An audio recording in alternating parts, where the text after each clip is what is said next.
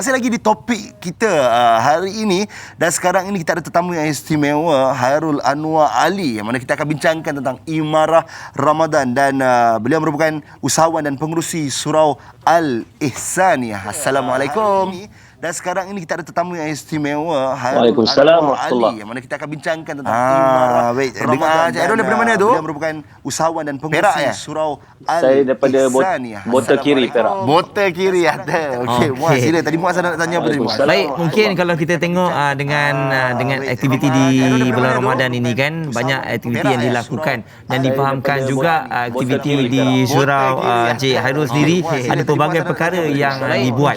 Contohnya macam cuci masjid dan sebagainya. Mungkin waktu inilah untuk kita beriktikaf di surau dan juga masjid ni amat dituntut. Jadi mungkin boleh dikongsikan sendiri. Silakan.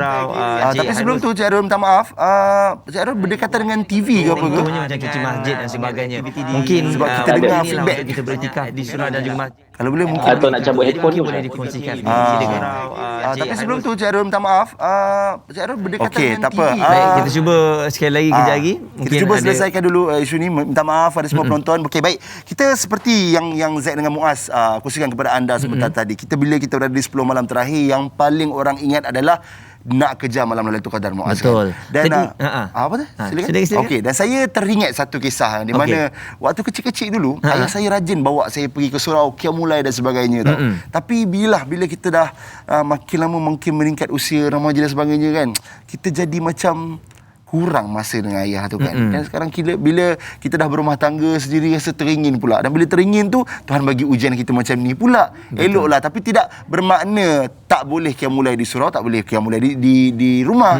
Jadi bawalah anak-anak ke, ajak isteri berqiyamul dan sebagainya. Mana tahu tiba-tiba kena malam Lailatul Qadar tu, tak tahu rezeki kita. Betul, ini semua mungkin kalau kita kata tak boleh, tak sempat, tak ada masa, adalah alasan kita. Betul. Kan Zack? Dalam kita lihat bulan Ramadan ni pun mungkin dari segi aktiviti kita pun memang kita dah plan. Ada orang sebulan ini dia memang kerja dan juga fokusnya ibadah kan. Sebab dia tak nak, kalau ada kerja-kerja lain pun dia tak nak ambil. Ada orang sampai nak buka kat luar pun dia tak mau.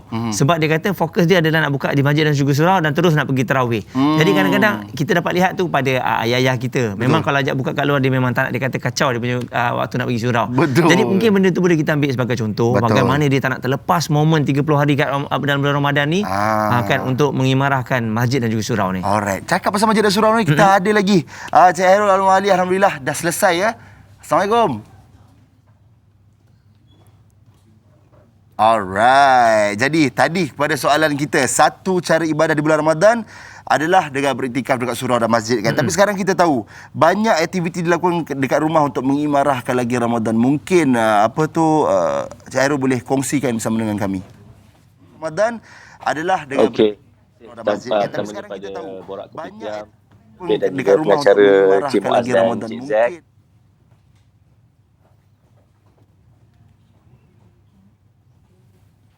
Dan kebanyakan ahli jemaah yang turut serta dalam Cik Muaz dan surau kami ini merupakan di kalangan mereka-mereka yang belia, remaja dan juga kanak-kanak. Dan jadi motif utama kita di surau ni, kita nak cuba mesra dengan semua peringkat umur ini merupakan, dan kita cuba jadikan surau ni sebagai satu tempat mereka datang untuk mereka lakukan ibadah dan berseronok di sana. Itu misi utama kami lah. Motif utama kita jadi dan alhamdulillah surau ni berjaya dihidupkan setelah hampir lama tidak diimarahkan kerana faktor mereka-mereka yang mengimarahkan sebelum ini telah meninggal dunia dan sebagainya. Hampir lebih daripada 3 tahun surau ini tidak diimarahkan, dan alhamdulillah berkat usaha daripada belia-belia yang ada di surau ini, sekitar bulan 8 tahun lepas 2020, surau ini berjaya dihidupkan kembali. Dan alhamdulillah sekarang ini alhamdulillah kita dapat melakukan Ramadan yang pertama tahun ini dengan berbagai-bagai aktiviti.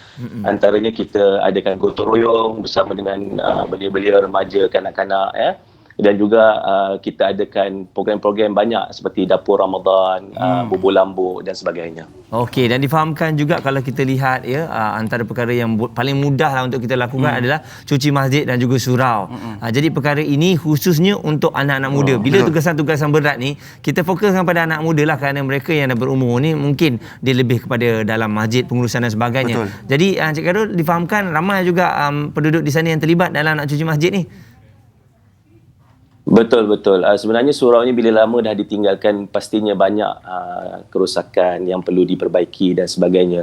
Alhamdulillah, boleh saya katakan semua usaha-usaha untuk membersih dan juga memperbaiki segala kerosakan yang ada ini semuanya dilakukan oleh belia-belia remaja yang ada di kampung inilah. Kita tidak menggunakan kontraktor dan sebagainya, bahkan daripada mengecat, dan insya-Allah kita dalam proses nak memperindahkan surau ni lagi, nak pasang tiles ya, dan banyak lagi. Yang saya paling bersyukur ialah keterlibatan para belia dan remaja yang ada di surau ini. Mereka ni datang menolong tanpa mengira penat lelah ya. Bahkan saya rasa terharu atas semua pengorbanan dan juga kesungguhan yang mereka tunjukkan dalam nak memastikan surau ini hidup dan diimarahkan. Okey. Tadi kita pun juga diberitahu yang selain daripada itu ada juga aktiviti lain dan dipanggil Dapur Ramadan. Mungkin Khairul boleh kongsikan tentang itu, Dapur Ramadan.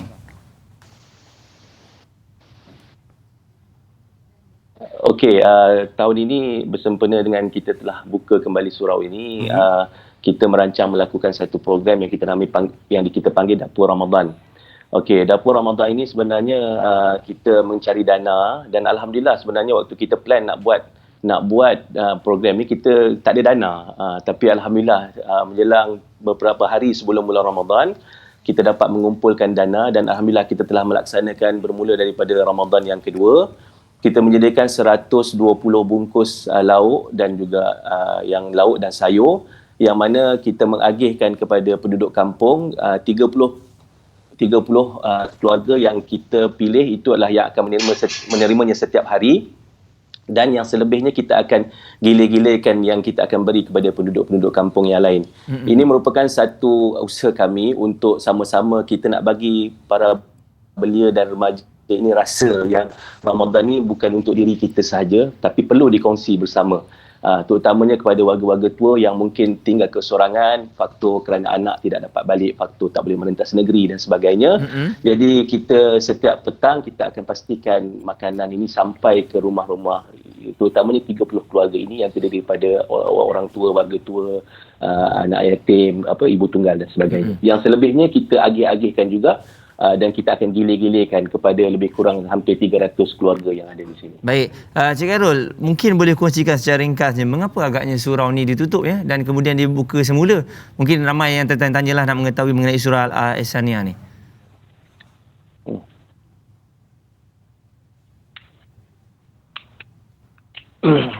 Seperti yang saya katakan awal kemarin, mereka-mereka yang mengimarahkan surau ini pada peringkat awal dulu kebanyakannya telah kembali ke rahmatullah dan sebagainya.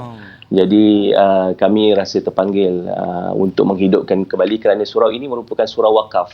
Dia telah diwakafkan oleh satu keluarga yang ada di sini, dan menjadi tanggungjawab kami rasanya untuk kami sama-sama mengimarahkannya kembali supaya pahala wakaf yang telah diusahakan oleh keluarga ini mengalir berterusan sehingga hari kiamat, insya-Allah. Insya-Allah. Okey, baik. Terima kasih banyak Cik Khairul atas perkongsian dan semoga arwah ditempatkan bersama orang-orang beriman, insya-Allah. Baik, mungkin Cik Khairul boleh kongsikan Facebook, mungkin penonton-penonton Borak Kopitiam ingin tahu lebih lanjut. Okey, Facebook page Surau Al-Ihsaniyah ini namanya Surau Al-Ihsaniyah. Surau Al-Ihsaniyah, itu FB page surau ini, dan Facebook saya Khairul Anwar Ali lah.